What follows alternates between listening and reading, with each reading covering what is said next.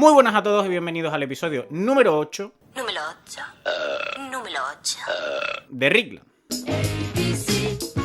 La educación es muy bonita y muy importante. El español tiene una enorme riqueza que hoy aprenderemos a insultar con elegancia. No, hombre, no me refiero a eso, me refiero al proceso educativo. A esa fase de la vida que es clave para garantizar que tanto niños como adolescentes cuenten con una serie de conocimientos para desarrollar una profesión en el futuro y adquirir una serie de valores para poder vivir en sociedad. Ok. Y como probablemente todos sepan, la semana pasada el sistema educativo en España se ha vuelto a reformar por enésima vez, en este caso a través de la LOMLOE, más conocida como la Ley Cela. Un proyecto de reforma educativa que, si bien ha sido aprobado, lo ha hecho por la mínima y envuelto en polémica. ¿Cómo no? Estas reacciones que acaban de ver surgen a raíz del clima de máxima tensión casi irrespirable que se vive en el Congreso de los Diputados en los últimos años. Una institución que cada vez más se parece a un estadio de fútbol. ¿Qué pasa ahora? ¡Fuera! ¡Fuera! Que a una Cámara de Representantes políticos. Aunque está claro que ninguna bomba estalla si nadie la activa. ¿Y qué es lo que ha activado a la oposición para estallar de esta manera? Pues una serie de puntos de la Ley Cela que a la derecha política española, por lo que sea, pues no le han gustado. Así que vamos a analizar dichos puntos para ver si los gritos de la oposición pidiendo libertad pues tienen sentido o no lo tienen. El primer punto de discrepancia surge por el hecho de que esta ley no considera al castellano como lengua vehicular. Los partidos de la oposición han puesto el grito en el cielo, hablando de una posible vulneración del artículo 3 de la Constitución española y de cesiones a movimientos independentistas, más concretamente el catalán. Pero claro, para entender la supresión de este concepto vehicular hay que irse un par de años atrás. Hasta la ley Wert, ninguna ley educativa incluyó ese concepto de vehicular. Y hay que recordar que durante esos años de gobierno del PP, la tensión con Cataluña se incrementaba por momentos, y en la lucha que tenía gobierno central frente al independentismo catalán, todo valía. Hasta el punto que el propio ministro Wert hizo estas declaraciones.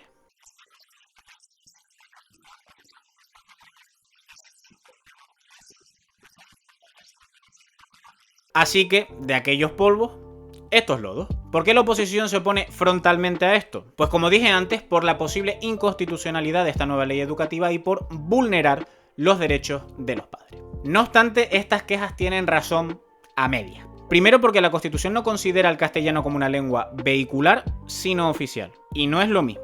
Y en segundo lugar porque la LOMLOE pretende que en aquellas comunidades autónomas con varias lenguas oficiales los alumnos aprendan y adquieran competencias para desenvolverse con soltura en ambos idiomas. Es decir, que en ningún momento se va a dejar de dar clase en castellano en esas regiones. Además, existe una sentencia del Tribunal Supremo que obliga a que el 25% de las horas lectivas sean en castellano. ¿Dónde puede haber realmente un problema? Pues para aquellas familias que busquen una educación que tenga el castellano como lengua troncal en esas comunidades autónomas, ya que la oferta puede reducirse o limitarse a centros privados que no son aptos para todas las carteras. En segundo lugar, los suspensos. Muchos habrán escuchado durante los últimos días que con esta ley los alumnos pueden pasar de cursos sin límite de suspenso. Y lo siento mucho por todos aquellos alumnos que se estaban frotando las manos con la idea, pero esto es...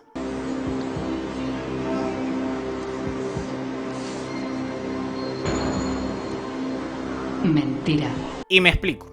A raíz de la pandemia, muchísimos alumnos han tenido mil y una dificultades para tener un curso normal, ya sea por la imposibilidad de asistir a clase presencialmente, por la falta de recursos para poder conectarse a las clases online, etcétera, etcétera, etcétera. En este sentido, el gobierno aprobó un Real Decreto, aparte de la LOMLOE, para que de forma excepcional y temporal mientras dure la crisis sanitaria, los alumnos pasen de curso o no en función de si el profesorado considera que estos han cumplido los criterios que se esperan de ellos durante ese curso, siempre con un máximo de 2 suspensos. Y además de esto, el alumno solo podrá repetir una vez el mismo curso y solo 2 veces durante toda la enseñanza obligatoria. Situación esta que ya estaba cuando yo estudiaba, por cierto.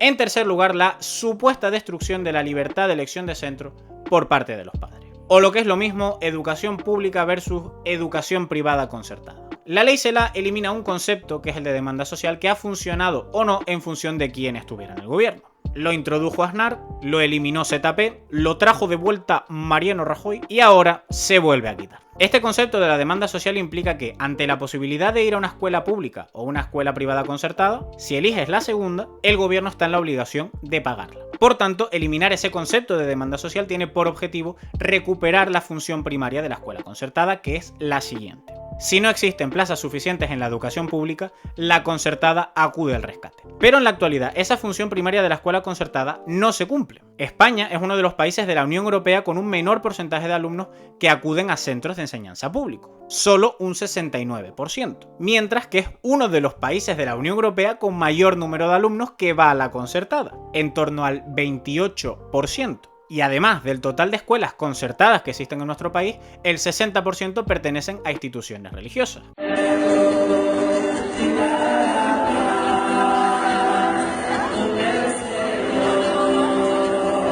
Suprimir este concepto de demanda social también va a implicar eliminar una práctica muy común en las comunidades autónomas, que es ceder suelo público de forma gratuita a escuelas privadas concertadas en zonas donde ni siquiera hay centros de enseñanza públicos.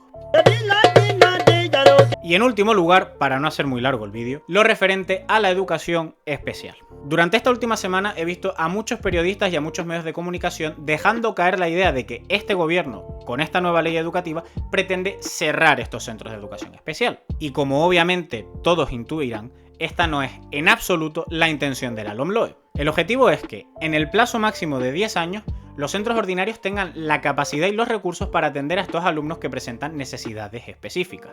¿Y para qué? Pues para garantizar una educación mucho más inclusiva y para erradicar los comportamientos discriminatorios que sufren los alumnos con discapacidad. En todo caso, los centros de educación especial seguirán existiendo y seguirán contando con el apoyo de tanto el gobierno central como de los gobiernos autonómicos. Y estos son los principales puntos de la polémica. Unas cuestiones que, al analizarlas mínimamente, se puede comprobar que no suponen la vulneración de libertades de las que habla la oposición. No obstante, ellos siguen R que R y el pasado domingo pues hubo una manifestación en Madrid contra la ley Celaá.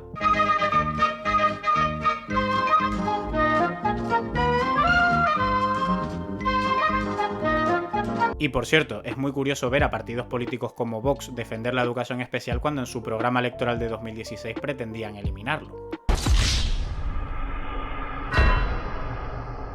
Aparte de todo lo comentado hasta ahora, esta nueva ley educativa también pretende lo siguiente: mejorar la educación afectivo-sexual para fomentar conductas no discriminatorias en los alumnos, fomentar el conocimiento de la democracia en España, conceder más suelo para crear más centros de enseñanza público, incrementar las plazas de educación infantil, etcétera, etcétera, etcétera. Y estos son los pilares de un nuevo proyecto educativo que, pudiendo estar más o menos de acuerdo con él, solo podrá ser juzgado en función de los resultados que aporten a los alumnos y a la sociedad en su conjunto. No obstante, viene a confirmar el grave problema que sufre la educación en España, y que es la falta de un proyecto educativo común para el país. Con la LOMLOE son ya 8 las leyes educativas aprobadas en nuestro país, 5 del PSOE, 2 del PP y 1 de UCD. Una cada 5 años. Ninguna aprobada con consenso parlamentario, y la gran mayoría ya derogadas salvo la siguiente: la del 85 del PSOE, la del 2006 del PSOE también, y la del 2013 del Partido Popular, que el actual gobierno compuesto por PSOE y por Unidas Podemos pretende derogar con esta nueva LOMLOE. Sí, que las leyes educativas del 85 y del 2006 sigan en vigor se debe a que las leyes nuevas copian de las antiguas lo que les interesa, y luego los partidos políticos modifican aquellas cuestiones con las que no están de acuerdo y o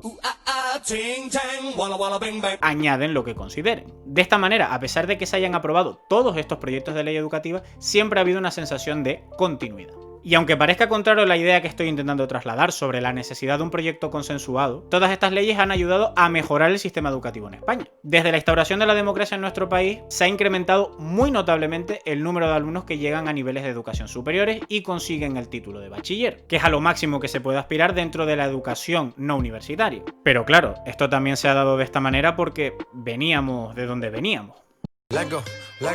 Y si el pueblo pide, no se lo va a negar.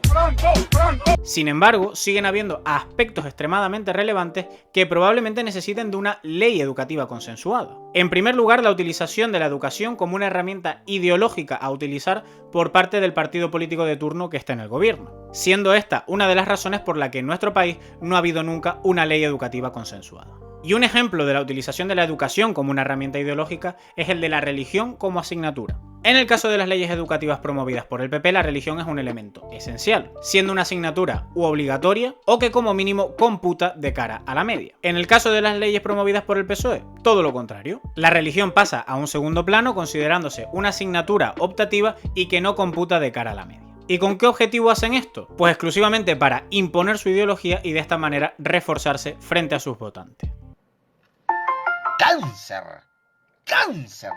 ¡Cáncer! Ojalá se te caiga a pedazos esa cochinada, hijo mío. En segundo lugar, la necesidad de un marco legal estable, ya que los profesores cada pocos años tienen que adaptarse a una nueva normativa con todo lo que ello implica a nivel de tiempo y de recursos. Además de afectar al profesorado, también afecta a los padres, ya que ante un sistema tan complejo de entender y que varía tanto en tan poco tiempo, terminan desconectando del sistema que se encarga de educar a sus hijos.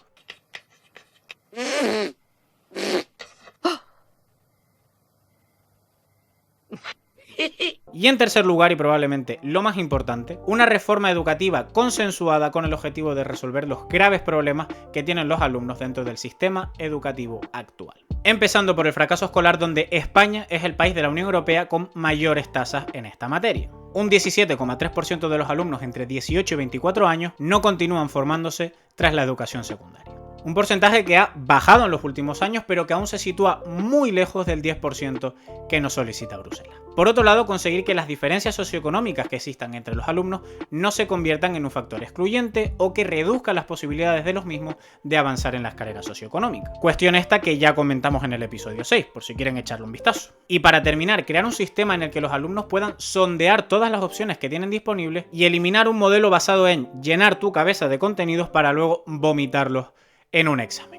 Cada minuto de mi vida es un infierno. Como hemos visto a lo largo de este vídeo, el problema de la educación en España no es la recientemente aprobada Ley Celaá. Es más, quizás esta ley ayude a resolver algunas de las cuestiones que lastran nuestro actual sistema educativo. No obstante, siguen habiendo muchas cuestiones sin resolver, que solo con una base sólida en forma de un proyecto educativo consensuado que pueda adaptarse a las circunstancias que puedan aparecer a lo largo del tiempo, se podrá conseguir el objetivo último de la educación: ofrecer a los jóvenes de este país oportunidades para formarse y crecer como individuos en sociedad.